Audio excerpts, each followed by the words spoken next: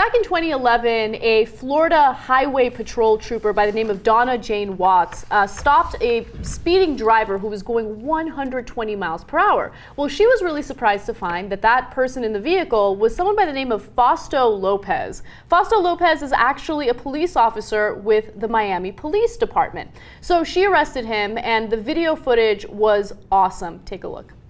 Put your hands out that window right now! Gun drawn and commands firing. Put your hands out the window! An FHP trooper pulls over a Miami police officer. Oh yeah, I'm serious! Frisks him, cuffs him, and carts him to her cruiser. Turn around,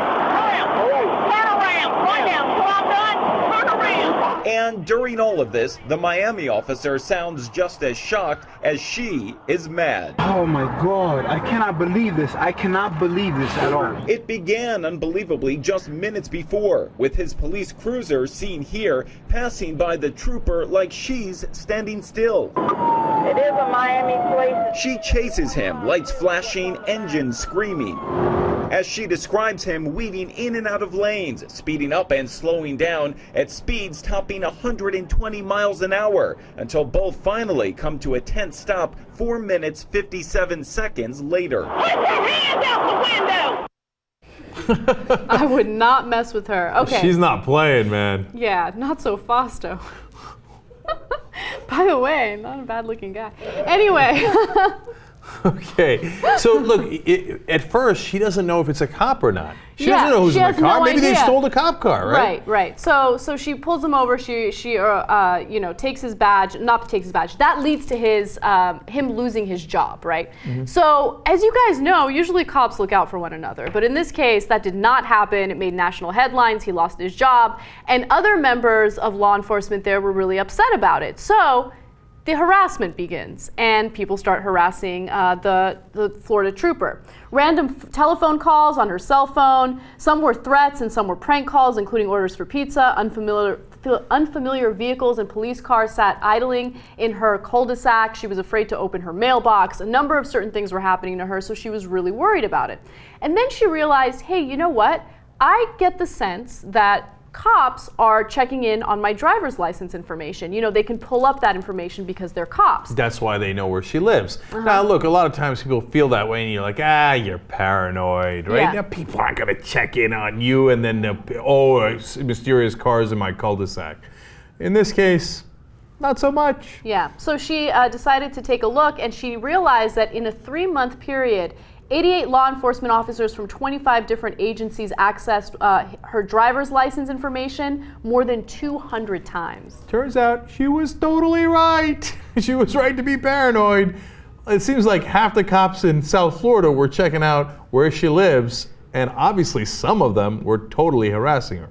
Now, in 1994, there was a law passed, a federal law passed. It's known as the Federal Driver Privacy Protection Act, and it prevents cops or anyone looking up your private information when there's absolutely no need to do so. And in this case, there was no need to do so other than to try to harass her, right?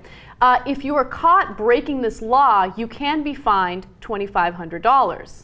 Now, she is suing using that law as a reason to sue, and if she wins, she can receive up to $500,000. Totally agree with her. Okay, now there's people now, of course, there's lawyers defending the other side, saying the government, and saying, hey, wait a minute, this is like, if you look up somebody's driver's license for profit, it said, no, but it doesn't say that in the law. It doesn't say only for profit. Like, for example, if you look up their driver's license to harass them at their house, yeah, that's exactly what the law should cover. So she deserves the $500,000. Look, if you had 88 cops looking to harass you and threaten you, don't you think that that would be a good reason to sue the government, even if you're a cop? Hell yeah. Yeah. Now, the Department of Justice has actually chimed in on this, and they said, no. That defense is ridiculous. This law would protect her, so she is going to go ahead and file suit, and I'm glad that she's doing it. I mean, it's absolutely ridiculous that they use those resources just to go after and harass her. And by the way, no one should be driving 120 miles per hour on the highway. That's so unbelievably unsafe. And I love that she actually did her job. She didn't look out for him because he's a cop, and she did what she needed to do. And by the way, he was saying that he was speeding because he was running late for his off-duty job. That's right? the world's worst excuse. I wonder what that cop would say if there were just a regular person going 120 miles per hour and use that as an excuse. Would that be acceptable? You know, look, I love her because A, she's courageous, and B, she doesn't listen to this bullshit rule that the cops are allowed to break every law there is. You're not allowed to break it. She actually busts them on it. It's great. And by the way, so what's happened to her? She's been reassigned to road patrol in Broward County instead of Dade County. She's been relocated and is no longer driving a cruiser. So she still works for the highway patrol, and they say she's fine overall. But they did take that job that she was obviously doing well away from her. Yeah. And so does she deserve the money for all the harassment? Absolutely.